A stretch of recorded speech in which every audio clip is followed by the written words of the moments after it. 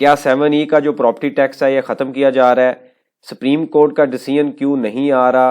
क्या open plot के ऊपर अब हमें टैक्स नहीं देना पड़ेगा? एफबीआर ने जो इसके ऊपर कमेटी बनाने की एक बात की है उसके अंदर क्या डिस्कशन हुई है, आज के छोटे से टॉपिक के अंदर हम इसको स्टडी करते हैं। आप देखें हैं प्रैक्टिकल लर्निंग है, उसमें हूं फ़हीम महबूब। वापस आते हैं टॉपिक के ऊपर। तो बिजनेस रिकॉर्डर की एक न्यूज़ है जिसके अंदर प्रॉपर्टी के हवाले से जो रियल स्टेट के कुछ लोग हैं उन्होंने मीटिंग की है एफबीआर के चेयरमैन से, और उनके सामने कुछ पॉइंट्स रखे हैं कि रियल स्टेट का जो बिजनेस है वो क्यों इंप्रूव नहीं हो रहा, क्यों वो डाउनवर्ड जा रहा है। उसमें 2-3 पॉइंट्स थे, उनमें से एक पॉइंट ये था कि पिछले 2-3 सालों में रियल स्टेट जो सेक्टर है इसके ऊपर काफी टैक्स अप्लाई किए गए। जैसे आप सबको पता है कि 7E का जो टैक्स है ये 2022 में इसको लगाया गया था।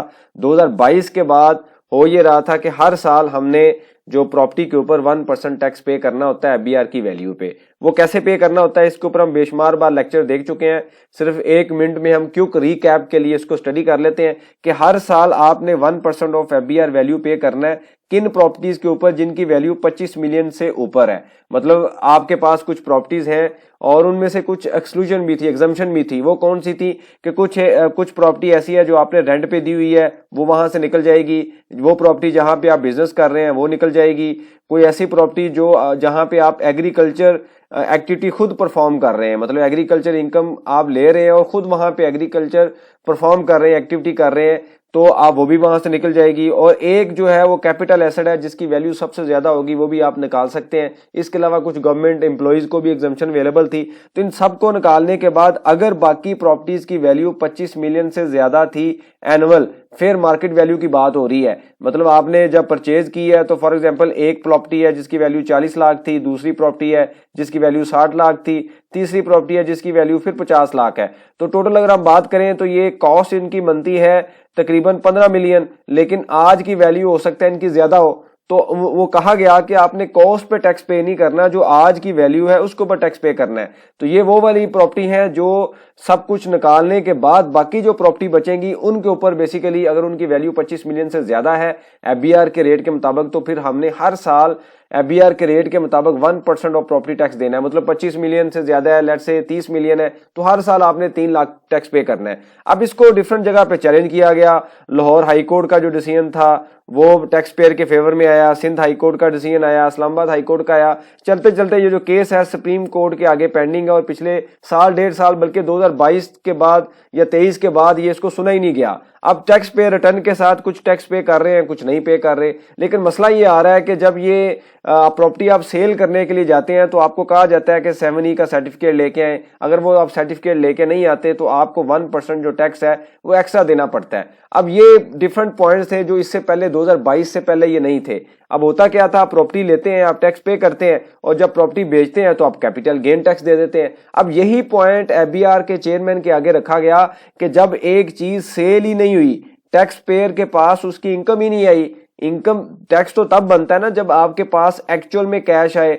एक बंदे के पास प्रॉपर्टी पड़ी हुई है, उसने सेल ही नहीं की, हर साल जो आपके रेट हैं उसके मुताबिक वो टैक्स दे रहा है, और अगर 2-3 साल 4 साल उसने अपने पास प्रॉपर्टी रखी है तो अच्छा खासा हमने टैक्स भी दे दिया है। बाद में एफबीआर कैपिटल गेन टैक्स भी लेता है। कैपिटल गेन टैक्स क्या होता है कि एक तो होता है जो आप सेल के टाइम पे दे रहे होते हैं जिसको हम 236C टैक्स कहते हैं, वो बेसिकली ट्रांजैक्शन टैक्स होता है।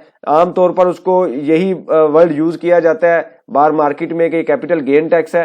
कैपिटल गेन टैक्स बेसिकली ये होता है कि आपने कोई चीज परचेज की 5 मिलियन की, यानी कि उसकी कॉस्ट वैल्यू 5 थी और आज आप उसको सेल कर रहे हैं 10 मिलियन का, तो ये जो 5 मिलियन है ये जो प्रॉफिट है इसके ऊपर आपने कैपिटल गेन टैक्स देना होता है। अगर ये प्रॉपर्टी 30 जून 2024 से पहले आपने परचेज की है और 6 साल के बाद बेच रहे हैं तो फिर आपका 0 टैक्स है, कोई आपने नहीं देना। लेकिन अगर 6 साल से पहले बेच रहे हैं तो स्लैब रेट के मुताबिक आपने टैक्स देना है। अगर कोई ऐसी प्रॉपर्टी जो आप 1 जुलाई 2024 के बाद आप परचेज कर रहे हैं तो चाहे आप 1 साल के बाद बेचें, 6 साल के बाद बेचें या 10 साल के बाद बेचें, आपने प्रॉफिट के ऊपर 15% टैक्स देना है। ये नया रूल आ गया था, यानी कि ये जो 5 मिलियन का प्रॉफिट आप ले रहे हैं, जितने की खरीदी और जितने की बेची, दोनों का जो डिफरेंस है प्रॉफिट है, जब मर्जी बेचें आपने 15% टैक्स देना होता है। तो हर साल भी आप टैक्स दे रहे हैं और जब आप बेचेंगे फिर भी आप टैक्स देंगे। तो ये तो हो गया डबल टैक्स कि एक ही प्रॉपर्टी पे जनाब आप डबल टैक्स दे रहे हैं।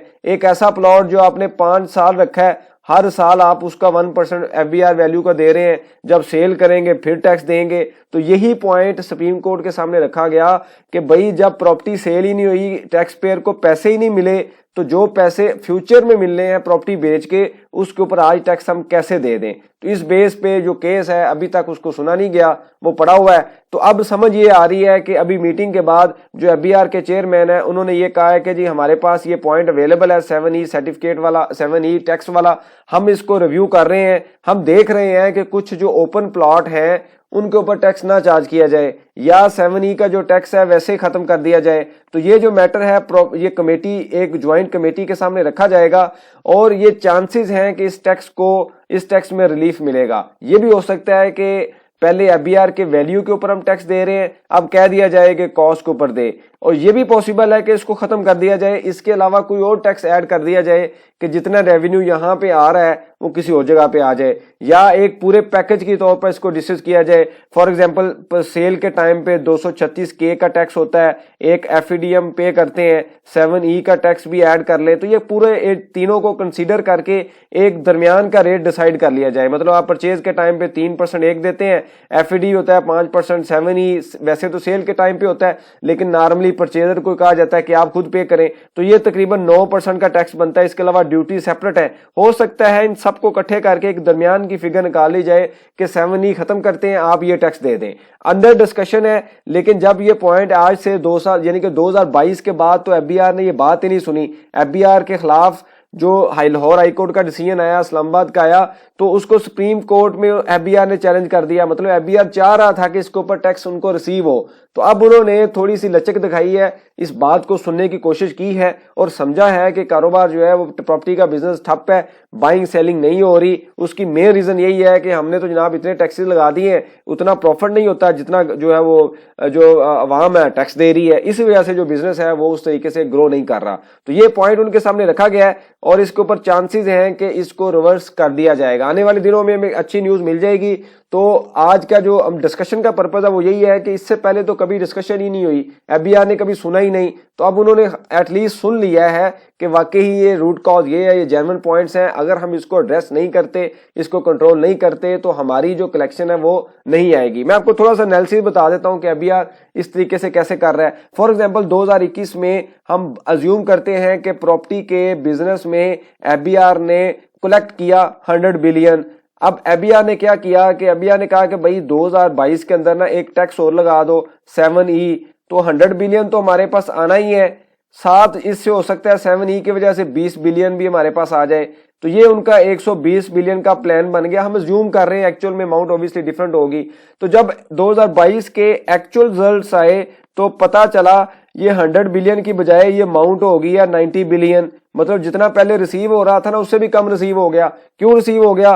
क्योंकि टैक्सेस लग गए और उसके बाद इन्फ्लेशन भी आ गई, तो बाइंग सेलिंग जो थी प्रॉपर्टी की उसकी कम हो गई। तो जब कम हुई तो एफबीआर को एट द एंड टैक्स तो लगाया गया, लेकिन रेवेन्यू उनका कम हो गया। इसी तरीके से 2023 में या 24 में आके क्या हुआ कि इन्होंने फाइलर नॉन फाइलर की वजह से रेट बढ़ा दिए। अब इन्होंने प्लान किया कि 200 बिलियन आएगा, पता चला कि जो अमाउंट है वो तो 100 बिलियन भी नहीं आई। तो इतना ज्यादा डिफरेंस क्रिएट हो गया। जब इसको स्टडी किया गया तो 3-4 पॉइंट सामने आए। नंबर 1 तो इन्फ्लेशन है, लोगों की बाइंग पावर में कमी आई है। नंबर 2 जो है वो टैक्सेस हैं, पिछले 3 सालों से जो टैक्स हैं काफी बढ़ा दिए गए हैं। नंबर 3 ये है कि हर साल भी आप टैक्स ले रहे हैं और 7E के तौर पर टैक्स रिटर्न में जो है वो टैक्स लिया जा रहा है, लेकिन फिर भी जो उसका पर्पज है एट द एंड एफबीआर का जो टारगेट है रेवेन्यू है वो इकट्ठा नहीं हो रहा। तो जब एक बंदे को 2024 में होते हुए एफबीआर को 2021 के बराबर टैक्स नहीं मिल रहा, तो फिर उन्होंने कहा कि नहीं ये बात तो जेन्युइन है, अब ये बात सुननी चाहिए। इसका रिजल्ट कोई निकल नहीं रहा, सुप्रीम कोर्ट के आगे ये केस पेंडिंग है और वो बड़ा बेसिक सा उसमें केस इनका एफबीआर की तरफ से जो इनका कॉज ऑफ एक्शन है बड़ा बेसिक्स है। टैक्स पेयर का जो है वो बड़ा जेन्युइन एक इशू है और उनका एक जेन्युइन पॉइंट है कि जब मुझे पैसे ही रिसीव नहीं हुए तो मैं हर साल मेरी रिटर्न में जो प्लॉट है मैं उसके ऊपर टैक्स क्यों दूं। तो ये डिफरेंट तरह के जो पॉइंट्स हैं वो रखे गए हैं, इसी वजह से यही वजह है कि इसका डिसीजन नहीं आया। अब चांसेस ये हैं कि आने वाले दिनों में इंशाल्लाह ये खत्म कर दिया जाएगा और इसका जो इम्पैक्ट है पिछले लोगों ने जो दिया है, हम हमेशा मैंने स्टार्ट में 2022 में रिटर्न में आपको बताया, 23 में बताया, 24 में बताया कि आप ये टैक्स पे मत करें। उसकी रीजन ये है कि ये जब डिसीजन आएगा ना सुप्रीम कोर्ट की तरफ से, आपने टैक्स पे किया होगा तो फिर आपको आपके अगर टैक्स पेयर की फेवर में आएगा तो आपको कभी भी एफबीआर की तरफ से नहीं मिलेगा। लेकिन अगर आपने टैक्स पे नहीं किया तो आपको एफबीआर नोटिस भेज देगा, आप पे कर दें। तो आज भी आपने पे करना है, कल भी पे करना है, लेकिन अगर डिसीजन आपकी फेवर में आ गया तो आपका बेनिफिट होगा कि आपको देना नहीं पड़ेगा। बहरहाल जिन लोगों ने दे दिया है अच्छी बात है, जिन लोगों ने नहीं दिया उन्होंने प्लान कर लिया, देख लिया। आने वाले दिनों में इंशाल्लाह इसके ऊपर अच्छी न्यूज आएंगी। आपके पास कोई सजेशन हो, क्वेश्चन हो या इससे रेलिवेंट कोई इन्फॉर्मेशन हो, आप मेंशन कीजिए, इसके ऊपर हम डिस्कशन करेंगे ताकि जो लर्निंग का प्रोसेस है कंटिन्यू रहे। बहुत शुक्रिया, जज़ाकल्लाह।